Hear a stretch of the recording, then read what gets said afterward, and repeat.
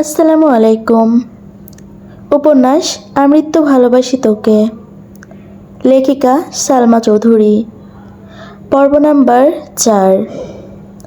শ্বাস ঝেড়ে নিজের মাথায় গাঁটটা মেরে মেঘ বলে, ছি মেঘ ছি, কী সব ভাবছিস তুই? কেউ কি তার চাচাতো ভাইয়ের ওপর ক্রাশ খায়? ভালো ভদ্র হলেও মারা যেত। এমন গুরুগম্ভীর বদমেজাজি আর হিটলার স্বভাবের কেউ কি কারো ক্রাশ হয়? যে ছেলে 10 বছরের মেয়ের গায়ে হাত তুলতে পারে, সে আর যাই হোক আমার ক্রাশ হতে পারে না, এটা ভাবতেই মেঘের বুক ভেসে আসে কষ্টে। নিজেকে স্বাভাবিক করতে মোবাইল হাতে নিয়ে কল করে মেঘের সবচেয়ে কাছের বান্ধবী বন্যাকে। প্রথম কল দিতেই রিসিভ হয় কল। বন্যা, আসসালামু আলাইকুম, কেমন আছো বেবি? মেঘ বলে, ওয়ালাইকুম আসসালাম, আলহামদুলিল্লাহ ভালো আছি, তুই কেমন আছিস? বন্যা বলে, হঠাৎ আমায় স্মরণ করার কোনো স্পেশাল কারণ আছে? তোর তো আবার ভাঙা ফোন, ঠাসঠুস বন্ধ হয়ে যায়।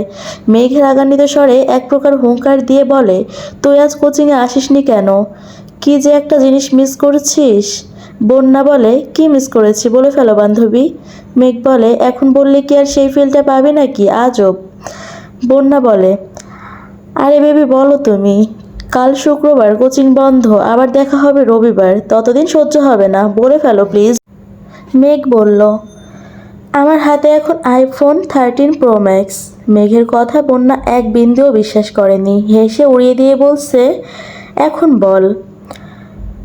একটু পর 14 প্রো ম্যাক্স কিনতে যাচ্ছিস, যাকে তার ভাই একটা আধা ভাঙা ফোন দিয়েছে ব্যবহারের জন্য, দিনে 100 বার বন্ধ হয়ে যায়, তার হাতে নাকি আইফোন। তুই কি ঘুম থেকে উঠে স্বপ্ন দেখে উঠলি নাকি? মেঘের উৎফুল্ল মেজাজ আচমকাই বিগড়ে গেল। অভিমানী স্বরে বলল, কাল আবির ভাই আসছেন বিদেশ থেকে, উনি নিয়ে আসছেন আমার জন্য। বন্যা বলল, তাই বল, না হয় তোর ভাই যে, সে তোকে এই জীবনে ফোন কিনে দিত না। তোর বাবা দিতে চাইলেও সে আছাড় মেরে ভেঙে ফেলতো। ওয়েট ওয়েট, এই আবির ভাইটা কে রে, যে তোকে ছোটবেলা মেরেছিল সে? মেঘ মুখ কালো করে উত্তর দিল, হ্যাঁ আমার চাচাতো ভাই। বন্যা বলল, তা তোর প্রতি এত মায়া হলো কিভাবে ওনার? মেঘ বলল, জানি না। শোন তোকে কি বলি। বন্যা বলল, হ্যাঁ বল। মেঘ বলে, আসলে আজকে বিকালে আবির ভাইয়াকে দেখে ছোটোখাটো একটা শক খেয়েছি। বন্যা জিজ্ঞেস করে, মানে? মেঘ বলে, কি সুদর্শন চেহারা, দাঁড়ানোর স্টাইল, লুক আর অগোছালো চুল দেখে আমার মনটাই এলোমেলো হয়ে গেছে। আমি মনে হয় ওনার উপর ক্রাশ খেয়েছি। মুখ ফুলিয়ে শ্বাস ছেড়ে একটু ধাতস্থ হয়ে গুরুগম্ভীর স্বরে বন্যা বলল, তোর মাথা ঠিক আছে মেঘ? তুই এত বছর যাবৎ বলছিস এই মানুষটা তোর শৈশব নষ্ট করে দিয়েছে, আজ কৈশোরে পা দিতেই এই মানুষটার উপর ক্রাশ খেয়ে ফেলেছিস? মানুষ রং বদলায়, কারণে অকারণে বদলায়, কথাটা এতদিন শুনেছি, কিন্তু আজ তোকে দেখে মনে হচ্ছে এই কথাটা 100% সত্যি। না হয় যাকে এত বছর শত্রু ভেবে এসেছিস, আজকে তার কথা অবলীলায় বলে যাচ্ছিস। বাহ মেঘ বাহ। মেঘের নীরবতা বুঝতে পেরে বন্যা আবার বলা শুরু করলো, এসব কোনো বিষয় না বেবি, হঠাৎ করে দেখেছিস তো তাই আহামরি সুদর্শন লেগেছে। বিষয়টা মাথা থেকে ঝেড়ে ফেল, দেখবি সব ঠিক হয়ে গেছে। আমরা না দুজন দুজনকে কথা দিয়েছিলাম একজন বিপথে গেলে আরেকজন সামলাবো, ভুলে গেলি তুই? স্পষ্ট বোঝা গেল মেঘের বদলে যাওয়া অভিব্যক্তি। সহসা নিজেকে সামলে আচমকা প্রশ্ন করে বসলো, আমি কি দেখতে সুন্দর না? আমি কি কারো ক্রাশ হওয়ার যোগ্য না? মেঘের আকস্মিক প্রশ্নে বন্যা কিছুটা হতভম্ব হলো। এরপর কয়েক মিনিট শুধু হেসেই গেল। স্বাভাবিক স্বরে বলল, অবশ্যই তুই সুন্দর, ক্রাশ খাওয়ারও যোগ্য, কিন্তু তুই ছেলেদের ক্রাশ হতে পারবি কিনা সন্দেহ আছে। হতে পারিস রাস্তাঘাটের, গাছগাছালির রংচটা দেয়ালের, গরু ছাগলেরও হতে পারিস। রাগে ফুঁসতে ফুঁসতে কল কেটে দিয়েছে মেঘ, আর ভাবছে আজকাল সান্ত্বনা নিতে চাইলেও মানুষ মজা নেয়। যদিও বন্যার হাসির কারণটা খুবই স্বাভাবিক, মেঘকে বরাবরই চোখে চোখে রেখেছে তানভীর সহ বাড়ির সকলে। ক্লাস 6 থেকে 10 পর্যন্ত পড়েছে গার্লস স্কুলে, তারপর গার্লস কলেজে। আহারে জীবন, ধুধু মরুভূমির মতো, কোথাও কেউ নেই। স্কুল কলেজের সামনেই বাসার গাড়ি থাকতো, বাসা টু স্কুল, স্কুল টু বাসা। কোনো ছেলে না দেখলে ক্রাশ কিভাবে খাবে? বোধশক্তি হওয়ার পর মেঘ মনে হয় 2-3টা বিয়ে খেয়েছে কাজিনদের, যাকে বলে নামের বিয়ে খাওয়া। তানভীরের ভয়ে বিয়ে বাড়ির এক কোণে বসে থাকতো মেঘ। ভাইয়ের কড়া শাসন ছিল, ঘর থেকে বের হতে পারবি না, বরযাত্রী আসলে তো আরও না। ঘরের ভিতরেই তার জন্য খাবার পাঠানো হতো। তানভীর নিজেই বোনকে খাওয়াতো ইচ্ছে মতো। তারপর বিয়ে শেষ হলে মা বোনকে নিয়ে চলে আসতো। গায়ে হলুদে নাচা, গান গাওয়া, এমনকি মেহেদিও দিতে পারেনি কখনো। এই কষ্টে এখন আর মেঘ কারো বিয়েতেই যেতে চায় না, যায়ও না। এতে তানভীর মনে হয় হাঁপ ছেড়ে বেঁচেছে। মেঘের এই সাদা কালো জীবনের কথা শুনলে বন্যা কোনো পৃথিবীর সবই হাসবে। জীবনটা তার তেজপাতা হয়ে গেছে। মাঝে মাঝে ভাবে এই বাড়িতে জন্মানোটা কি খুব দরকার ছিল। কয়েকবার বন্যা কল ব্যাক করেছে নিজের জীবনের হতাশার জন্য। মেঘ আর কল রিসিভই করেনি। বান্ধবীকে রাগ দেখিয়ে কি হবে, জীবন যেখানে যেমন তা মানতেই হবে। মেঘের বেস্ট ফ্রেন্ড হওয়াতে খেসারত দিতে হচ্ছে বন্যাকেও।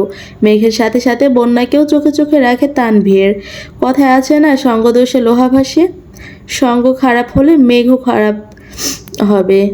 তাই সব সময় বন্যার পিছনে লোক লাগিয়ে রাখে। শুধু বন্যায় না, আরও দুইজন বান্ধবী আছে মেঘের, একজন পাখি আর একজন মায়া। ওদেরকেও নজরে রাখে তানভীর। বোনকে সব দিক থেকে প্রোটেক্ট করাই যেন তার প্রথম কাজ। আবির বিকাল থেকে ঘুমাচ্ছে। সন্ধ্যা 7টায় ঘুম ভাঙে আদির ডাকে। নিচে আবিরের আব্বু আর মেঘের আব্বু বসে আছেন। আবিরের বাইক কেনার কথা শুনেই তাড়াতাড়ি চলে এসেছেন অফিস থেকে। আবির ঘুম থেকে উঠে চোখে মুখে পানি দিয়ে টাওয়েল নিয়ে কোনো রকম মুখটা মুছে তৎক্ষণাৎ রুম থেকে বের হয়। সে তার বাবাকে খুব ভালো করে চেনে। ডাকার সঙ্গে সঙ্গে উপস্থিত না হলে বাড়িতে তাণ্ডব শুরু করে দিবেন। আবিরের চোখে মুখে ঘুমের প্রভাব স্পষ্ট। ব্যস্ত পায়ে হাঁটছে সে। আচমকা এলোমেলো পায়ে ছুটে রুম থেকে বের হয় মেঘ। চুলগুলো অগোছালো। আকস্মিক ধাক্কা এড়াতে চটজলদি নিজেকে নিয়ন্ত্রণ করে অগ্নিদৃষ্টিতে তাকায় আবির। তৎক্ষণাৎ মোটা ভ্রুযুগল শিথিল হয়ে যায়। আমত্ত চেয়ে রইল সে। এক মুহূর্তের জন্য মস্তিষ্ক থমকে গেছে আবিরের। দৃষ্টি তার প্রখর। আচমকা হাঁটা থামাতে শ্বাস ভারী হয় আবিরের। কালো জামা পরিহিতা এক ললনার দিকে দৃষ্টি পড়ে। আপাদমস্তক দেখল একবার। কালো জামাতে যাকে অপসরার ন্যায় লাগছে। এলোমেলো চুলগুলো তার কোমর ছাড়িয়েছে। চুল দেখে মনে হয় জীবনানন্দ দাশের বনলতাকে উদ্দেশ্য করে লেখা। চুল তার কবেকার অন্ধকার বিদিশার নেশা। দ্রুতগতি থামাতে গিয়ে মেঘের ছোট দেহ কম্পিত হয়। দৃষ্টি পড়ে 6 ফুট লম্বা মানুষটার বুকে। মেঘ মুখ তুলে তাকায় সেই মানুষটার চেহারার পানে। আবিরের চোখের দিকে বিস্ময়াভিভূত নয়নে তাকিয়ে আছে মেঘ। পলকও পড়ছে না একটিবার। আবিরের চোখে মুখে ছিটানো পানির ঝাপটায় এলোমেলো চুলগুলো থেকে চুইয়ে চুইয়ে পানি পড়ছে তার। পরনের সাদা টি শার্ট অল্প স্বল্প ভিজে যাচ্ছে, সেদিকে খেয়াল নেই আবিরের। আবির কয়েক সেকেন্ড স্তব্ধ থেকে হঠাৎ চোখ সরিয়ে পুনরায় রুদ্রমূর্তি ধারণ করে সবেগে হাঁটা দেয় সিঁড়ির দিকে। পেছন থেকে অষ্টাদশীর কোমল কণ্ঠে ডাক শুনে থমকে দাঁড়ায় আবির। তবে পেছনে তাকানোর প্রয়োজন মনে হয়নি সে। মেঘ ভয়ার্ত কণ্ঠে বলে, থ্যাংক ইউ আবির ভাই। আবির শুনল কি না কে জানে। এক মুহূর্ত দাঁড়িয়ে যথারীতি ব্যস্ত ভঙ্গিতে নিচে নেমে যায়। মেঘ ঠায় দাঁড়িয়ে আছে দরজার সামনে। থরথর করে কাঁপছে মেঘের হাত পা। মেঘের মনে হচ্ছে ভো ভো করে ঘুরছে সমগ্র পৃথিবী। কেন জানি দাঁড়িয়ে থাকার শক্তি পাচ্ছে না মেয়েটা। নিজেকে নিয়ন্ত্রণ করতে তাড়াতাড়ি দেয়ালে ঠেস দিয়ে দাঁড়িয়েছে। এতগুলো বছর পর আবিরের চোখে চোখ রাখলো মেঘ। ভেতরটা ভয়ে আঁতকে উঠছে বারবার। আত্মা শুকিয়ে যাচ্ছে মেঘের। সোফায় বসে আছেন দুই ভাই। বাড়ির মহিলা রান্নাঘরে কাজে ব্যস্ত থাকলেও নজর তাদের এদিকে। কি হবে কে জানে।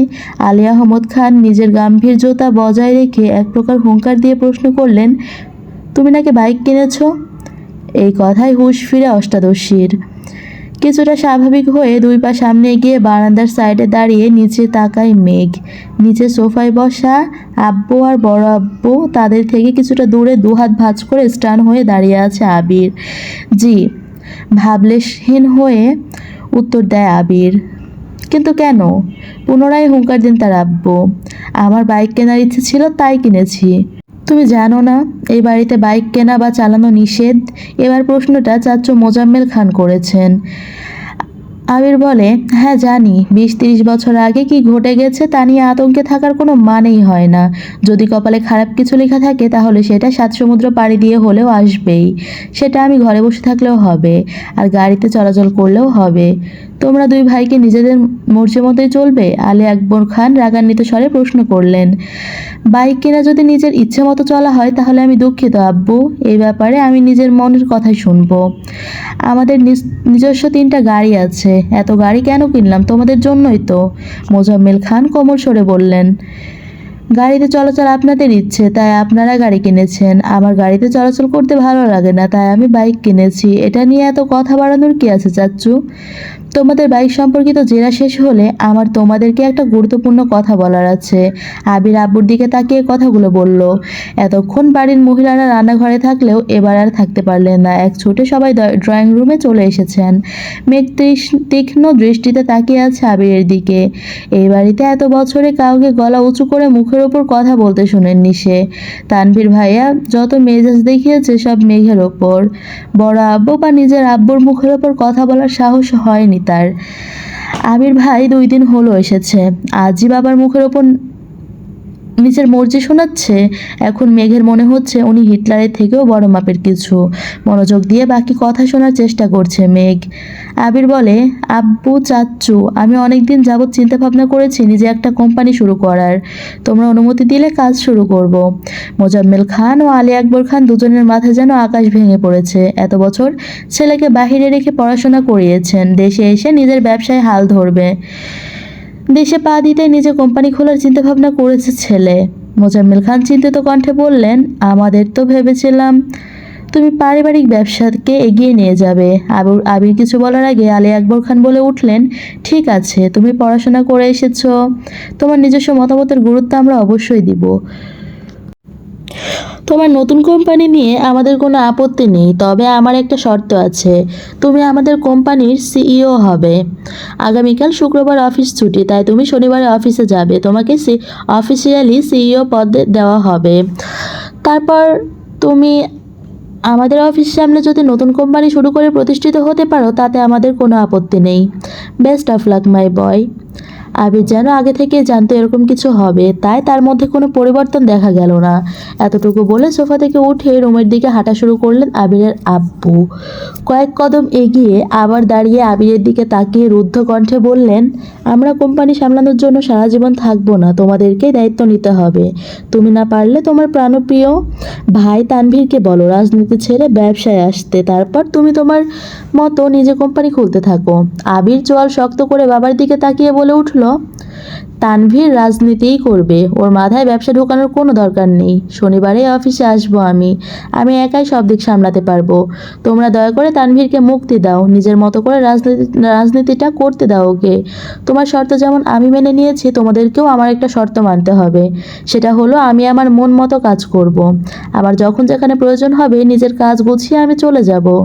তখন আমাকে কোনো প্রকার বাধা দিতে পারবে না কেউ। দরকার হলে 2 অফিসের কাজ শেষ করে আমি রাত 12টায় বা 2টায় বাসায় ফিরবো, এমনকি নাও ফিরতে পারি। এতে তোমাদের যেন মাথা ব্যথা না হয়। একদমই কথাগুলো বলে কোনো দিকে না তাকিয়ে দ্রুত পায়ে বাসা থেকে বের হয়ে যায় আবির। আলী আহমদ খান কয়েক মুহূর্ত দাঁড়িয়ে কোনো কথা না বলে রুমের দিকে হাঁটা দেন। পিনপতন নীরবতা বাড়িতে। সোফায় বসে আছেন মোজাম্মেল খান, কাছেই 3 যা একজন আরেকজনের দিকে তাকাচ্ছে বারবার। তাদের আবিরের প্রতি পূর্ণ বিশ্বাস আছে, কিন্তু সমস্যা হচ্ছে বাহিরের দুনিয়া সামলাতে গিয়ে নিজের প্রতি অযত্নশীল না হয়ে পড়ে ছেলেটা। এটাই তাদের চিন্তার বিষয়। নিচে উপস্থিত মানুষগুলোর মধ্যে চিন্তার ছাপ দেখা গেলেও উপরে দাঁড়িয়ে এক প্রকার বিনোদন উপভোগ করছিল মেঘ। যে বড় আব্বুর কথার উপর কারো কথা চলে না, আজ ওনার সাথে টক্কর দেওয়ার মানুষ এসেছে। বাবা ছেলে কি শর্তটাই না দিচ্ছে, যেমন বাবা তেমন ছেলে, এসব ভেবে হাসি পাচ্ছে মেঘের। হঠাৎ করে হাসিটা গায়েব হয়ে মুখটা ভারী হয়ে গেল মেয়েটার, আর ফিসফিসিয়ে বলতে শুরু করলো, নিজে তো হিটলার, সাথে আমার ভাইটাকেও বড় গুন্ডা বানাতে কি সুন্দর উৎসাহ দিচ্ছে। এত বছর ভাইয়ের জ্বালায় জীবন তেজপাতা, এখন আবার আরেকজন আবির্ভাব হলো। কপালটাই আমার খারাপ। এখন নিচে যাওয়ার পরিস্থিতি নেই, তাই বিড়বিড় করতে করতে রুমে ঢুকতে যাবে, হঠাৎ চোখ পড়ে আবির ভাইয়ের রুমের দিকে। এক রাশ হতাশা নিয়ে রুমে ঢুকে যায় মেঘ। বাবা মা ছেড়ে আলাদা রুমে থাকলে খুব স্বাধীনতা পাবে ভেবে নিচতলা থেকে উপরতলায় চলে এসেছিল মেঘ। আবির ভাই বিদেশে যাওয়াতে কোনো চিন্তা ছিল না, কিন্তু মেঘ আসার 15 দিনের মাথায় তানভীর ও মেঘের পাশের রুমে চলে আসে জিনিসপত্র নিয়ে। সিঁড়ি দিয়ে সোজা উঠতে তানভীরের রুম, বোনকে পাহারা দিতেই মূলত এই রুমে আসা। তানভীর যতক্ষণ রুমে থাকে ততক্ষণ নিজের রুমের দরজাটা খুলে রাখে। মেঘ সিঁড়ি দিয়ে দৌড়ে উঠতে গেলেও ভাইয়ের কথা ভেবে আস্তে ধীরে ওঠানামা করে। বর্তমানে মেঘের অবস্থা নাজেহাল, কারণ তার এক পাশে আবির ভাইয়ের রুম, আরেক পাশে তানভীর ভাইয়ের পরের রুমটা মিমের জন্য ঠিকঠাক করা হচ্ছে। কিছুদিন পর থেকে মিমও ওপরে থাকবে, কিন্তু তাতে কি, ভাইয়ের ঘর ডিঙিয়ে মিমের রুম পর্যন্ত যেতে পারবে কিনা সন্দেহ আছে। রাত 10টার উপরে বাজে, সবাই খাওয়া দাওয়া করে শেষ করে যার যার রুমে চলে গেছে। আবির এখনো বাড়ি ফিরেনি। মালিহা খান সোফায় বসে অপেক্ষা করছেন ছেলের জন্য। 10টা 15 বাজে। এরপর বাড়িতে ঢুকলেন আবির আর তানভীর। মাকে বসে থাকতে দেখে কিছুটা রাগান্বিত হলো ছেলে। আম্মু, তুমি আমার জন্য এভাবে রাত জেগে বসে থেকো না প্লিজ, আমি নিজের মতো করে খেয়ে নিব। তোর বউ আসলে আমি আর অপেক্ষা করব না তোর জন্য, সহসা উত্তর দিলেন মালিহা খান। বড় আম্মুর কথা শুনে সশব্দে হেসে উঠে তানভীর। আবির ঘাড় ঘুরিয়ে তাকায় তানভীরের দিকে, সঙ্গে সঙ্গে তানভীর হাসি থামিয়ে ফেলে। নিঃশব্দে হাসছে সে। তানভীর বরাবরই ভীতু প্রকৃতির। বাহিরে যতই শক্তপোক্ত থাকুক না কেন, বাবা, চাচা আর ভাইয়ের সামনে সে যেন ভেজা বেড়াল। এতদিন যত কাজে থাকতো, ছেলেটা 9টা 10টার মধ্যে বাড়ি এসে সবার সাথে খেতে বসতো, কিন্তু আবির ফেরাতে টাইম শিডিউলে কিছুটা পরিবর্তন হয়েছে ছেলেটার। তো এই ছিল আজকের 4 নম্বর পর্ব। পরবর্তী পর্বগুলো একের পর এক আপলোড করা হবে। আর আপনারা যদি আপনাদের পছন্দের কোনো গল্প শুনতে চান তাহলে আমাকে কমেন্ট করে জানাতে পারেন, আমি চেষ্টা করব। আর প্লিজ আমার এই চ্যানেলটা গ্রো করতে আমাকে হেল্প করুন। লাইক, কমেন্ট, শেয়ার করে আমার পাশে থাকবেন, আর সাবস্ক্রাইব করে বেল বাটনটি টিপে রাখবেন। আল্লাহ হাফিজ।